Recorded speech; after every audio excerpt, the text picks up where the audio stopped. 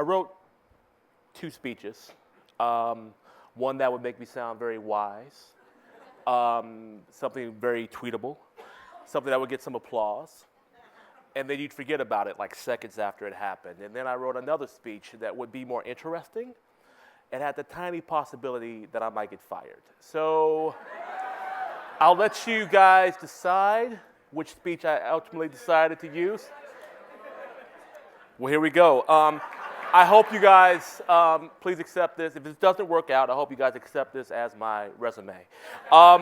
So for the past 7 years, I've had the privilege of working with artists and arts organizations to show them how marketing can connect their work to an audience. And I have a chance to meet a lot of people for the first time, like here today, and we have the what do you do conversation, and I tell them I'm in marketing. And I get two interesting responses. One is that their eyes go dead. And you can feel the energy like flying out of their body as they start to look for someone more interesting to talk to.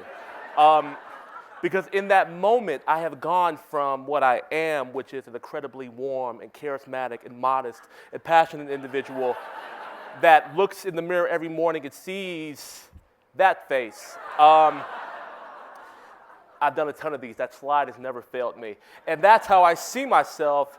And then in that moment, I say I'm a marketer, something magically happens and I change. I become in their eyes a Don Draper type, a snake oil salesman, someone that is skilled in using tricks and tactics to get people to buy things that they don't need. Because that's what marketing is to them. And then the second response is for people who are just way too happy to meet a guy like me because marketing's like this magic potion, and I am a mad professor type. And what they want to know is how they can use the alchemy of marketing to turn their artistic lead into gold. And these are the people that want to talk about social media. My God, they want to talk so much about social media. And they want to know about maximizing their revenue and butts in seats. Because to them, that's what marketing is all about. And I understand these responses. We have a love-hate with marketing, but it is a powerful force. And one of the negative sides that has caused us to look into this big, beautiful, complicated world and see two types of people. People who pay for our stuff and people we desperately want to pay for our stuff. And so what I wanted to do was remind you that the world is so much bigger than that. I want you guys to think about the other circle, right? And what would happen if we started reaching out and trying to put joy into their lives. So here's a story. Imagine we're all hanging out, right? We all decide to kick it and then we're on a road trip. And we see some kids playing basketball. And so because they're kids, they are emulating their favorite players. So one is LeBron, and he's working on his fadeaway jumper. And another one is MJ, trying to master that free throw line dunk, even though he's like this tall and will never be able to hit the rim. And then another one is showing his deep, old school knowledge of the game by working on his hook shot. All right? So we're watching these kids. Now imagine if one of us was a marketer.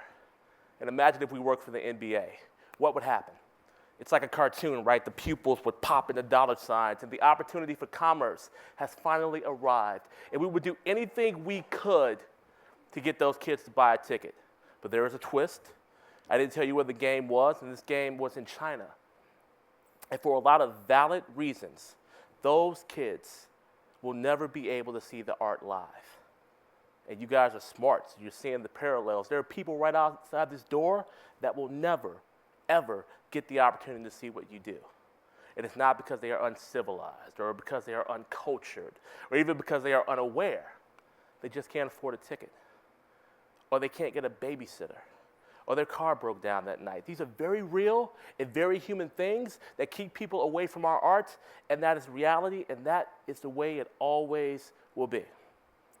And the problem is that traditional marketing tells us that these people are dead to us. They are invisible. They do not matter. And the question is, what if they did start to matter?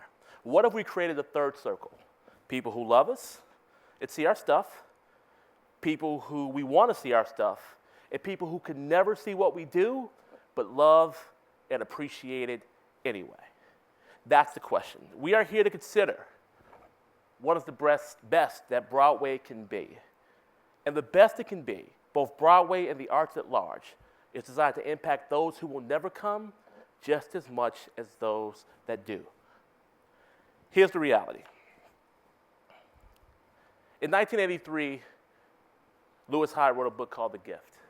And he talked about how the way to be strong in an economy that is so commercial and so transactional, like the one we have now, is by learning to give gifts. That gifts are the thing that cut into the heart of individuals and make them notice us and pay attention to us. And I believe that marketing, when fully realized, is a gift. It is something that can reach the heart of others. It is an ad that makes somebody laugh, or a video that offers something unexpected but still educates and informs anyway. The truth is this: I am not in the snake oil business, and I am not in the ticket selling business. I am in the gift-giving business, and so are all of you. And as we start to create those gifts and think about these people who may never come, but that our marketing can still touch, we start to create this third circle. People who see our stuff, people who we want to see our stuff, and the people who may never come, but still love and appreciate what we do. And you guys are all very practical people. This may sound very impractical until that third circle activates. Until you see this group rise up the next time we have this ridiculous conversation about the value of the arts, or the NAA is talking about getting their funding cut, and this circle comes together and says, the arts matter to us too. And this may seem a little dumb and not smart enough, until a young lady becomes the best viral marketer that you guys have ever seen in your life, telling the world and her friends about your show without desire for compensation, even though she may never get to see it. We have all sorts of people in this room, but we do have one thing in common. We want to matter, and we want our work to matter. We want to be relevant, and we want to touch as many people as we possibly can. Seeing marketing as a gift allows us to break outside the venues that can hold us back. And when we do that effectively, we create a whole new type of power. And when we do that, that's when we'll be the best that we can be. Thank you.